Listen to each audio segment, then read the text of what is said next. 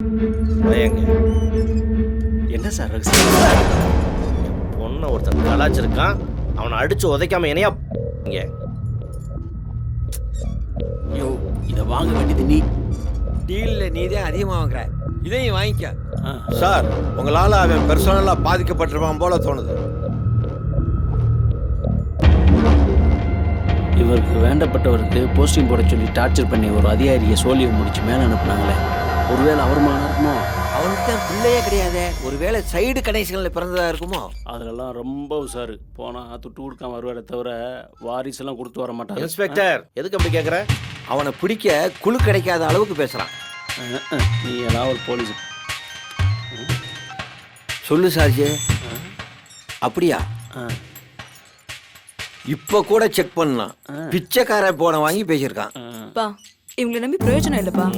அந்த அலெக்சாண்டர் பெருமையே பேசிட்டு இருக்காங்க. பேசாம அந்த கேஸை சிபிஐ கிட்ட ஒப்படைங்கப்பா. ஏமா, அவங்க மட்டும் என்ன வானத்துல இருந்தா குதிச்சாக? எங்களை மாதிரி வகுத்துல இருந்து வந்தவங்க தானே.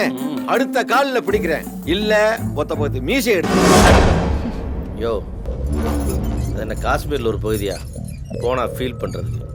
அந்த இடத்தையே எடுத்துருவேன், ஜாக்கிரதை. விஷயம் மீடியாவுக்கு தெரியாமல் டீல் பண்ணும், தெரியுதா?